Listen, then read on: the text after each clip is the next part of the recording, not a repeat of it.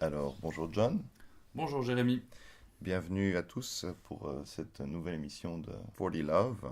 Et nous allons aujourd'hui discuter du cimetière de 2018, cimetière tennistique, qui a vu le départ à la retraite de quelques joueurs, aucun ou aucune des plus fameux, mais quelques noms qui valent bien la peine qu'on leur rende un petit hommage. Nous allons faire honneur aux dames, commencer par Roberta Vinci. Roberta Vinci qui restera dans les mémoires pour sa belle performance en 2015, année où elle atteint la finale de l'US Open et en particulier, on s'en souvient, elle a profité d'un petit coup de méforme de Serena Williams qui ce jour-là ne se déplaçait pas très bien sur le court Arthur Ashe pour déployer un tennis plein de slices, plein de montées au filet très insolentes Mhm. et qui a tenu le choc contre Serena Williams et qui a finalement réussi à s'imposer. Il faut dire que c'était un scénario de David contre Goliath ce jour-là. Oui, mais Roberta Vinci, elle a toujours eu un très très beau jeu, assez classique, presque anachronique. Ce tennis a tout à fait fonctionné ce soir-là, et ce d'autant plus que c'était un match en jeu, et même à gros enjeu, puisque Serena Williams, lors de ce tournoi, poursuivait l'objectif d'achever l'année en réalisant le Grand Chelem, c'est-à-dire donc les 4 tournois gagnés sur la même année calendaire. Donc sans doute que Serena Williams, ce jour-là, était un peu plus tendue que d'habitude, mais il n'empêche, Roberta Vinci a livré une des parties de sa vie. Et c'est dommage finalement qu'elle n'ait pas pu défendre ses chances en finale contre Flavia Pennetta, parce qu'elle était évidemment épuisée de cet Oui, exploit. Par ailleurs, une très bonne joueuse de double, oui, oui, tout et à qui fait. a remporté un grand nombre de tournois en double et quelques-uns en simple. Alors l'autre italienne qui a pris sa retraite cette année, John, c'est Francesca Schiavone, une autre joueuse à une main, Oui, jouant en oui. revers, un revers extrêmement stylé. Alors parle-nous de Francesca. Ce n'est pas le même revers à une main Non. que Roberta Vinci. Roberta Vinci qui le joue plus laissé ou plus à plat. Francesca Schiavone, c'est vraiment une joueuse de terre battue. Elle glisse, elle lift énormément en coup droit, elle ballonne également en revers. Ça donne un curieux mélange en termes de style de jeu, c'est-à-dire un style de jeu courageux et laborieux d'un côté, mais en même temps élégant et délicat dans les trajectoires. Et le public parisien ne s'y est pas trompé. Elle a gagné Roland Garros une fois, mais avant qu'elle le gagne et après qu'elle le gagne, elle avait souvent les faveurs du public qui reconnaissait en elle une des rares joueuses du circuit réellement capable non seulement de maîtriser mais de comprendre les subtilités du jeu sur terre battue.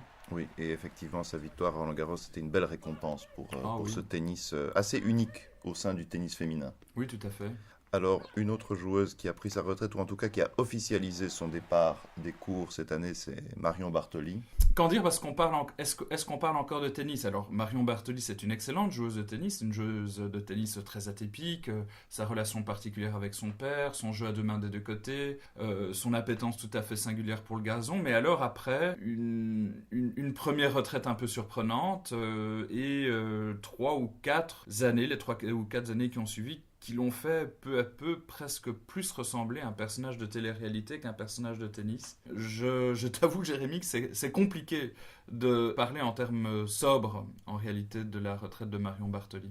Espérons, souhaitons-lui le meilleur. On lui souhaite le meilleur et elle le mérite, bien entendu. N'oublions pas qu'elle a remporté Wimbledon Oh oui. sur peut-être sur un petit coup de chance du tableau, mais enfin en tout cas elle l'a fait et Et elle avait le jeu pour le faire. elle avait le jeu pour le faire. Ne Mhm. l'oublions pas, elle avait des frappes puissantes des Mhm. deux côtés. Elle Ouais, savait tout à aussi fait. jouer au filet. On se souvient qu'elle Un avait excellent fini, retour. oui, un superbe retour à deux mains en coup droit et en revers, et elle avait fini ce match, qu'on s'en souvient, sur un ace. Tout à fait. C'était assez marquant Peut-être pour, le soleil de sa vie. exactement, elle l'avait plaisanté Mais à ce voilà. sujet. Alors on a énuméré déjà trois joueuses qui ont fait des performances en Grand Chelem, mais celle qui a pris sa retraite, officialisé sa retraite, sa deuxième retraite en vérité, cette année qui a été la plus grande joueuse de ce panel, eh bien c'est Martina Hingis.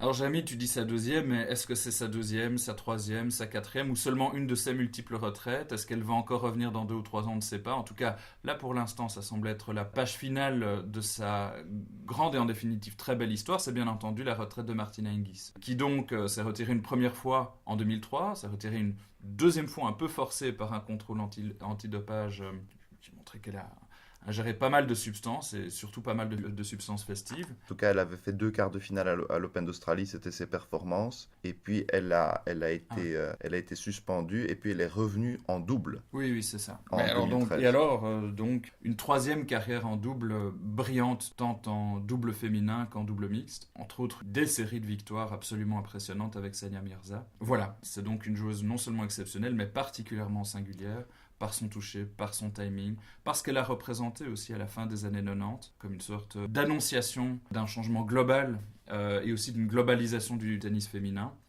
On lui souhaite aussi le meilleur, bien entendu, mais nul doute qu'elle le trouvera. Martina Hingis, qui elle aurait pu faire le Grand Chelem, ça s'est joué à une défaite contre Iva Maioli à Roland-Garros en 97. Et ça s'est donc joué à une chute de cheval, c'est-à-dire que Martina Hingis, qui maîtrisait de la tête et des épaules le tennis féminin d'alors, partait bien entendu favorite de ce Grand Chelem. On le sait, elle est férue d'équitation. Elle fait une vilaine chute quelques semaines avant le tournoi.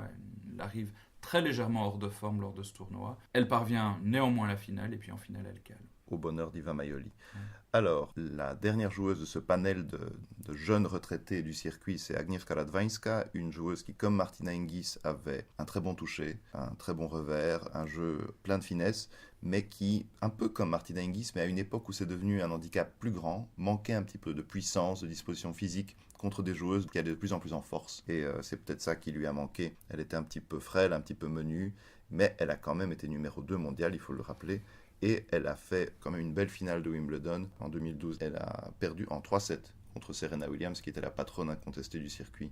Oui, alors ce qui est intéressant avec cette joueuse, c'est qu'on l'a parfois, et peut-être de manière un peu impropre, justement comparée à Martina Hingis. Et au début de sa carrière, on a souvent dit de Radwańska qu'elle n'était a priori pas apte à rivaliser avec les meilleurs, puisqu'elle venait après Martina Hingis, qui avait déjà dû prendre sa retraite, ou qui s'était sentie obligée de prendre sa retraite début des années 2000, parce qu'elle ne parvenait pas à tenir le rythme des meilleurs. Et on a une joueuse qui, en dépit du fait qu'un grand nombre de commentateurs estimaient que sa marge de progression, bien entendu, à son niveau et pour son niveau, serait limitée, est parvenue à plus qu'à tirer son épingle du jeu, à tel point que maintenant, alors qu'elle prend sa retraite, on estime que sa carrière est un poil décevante, qu'elle aurait dû être numéro 1 mondial, ou qu'elle aurait dû gagner un ou des grands chelem.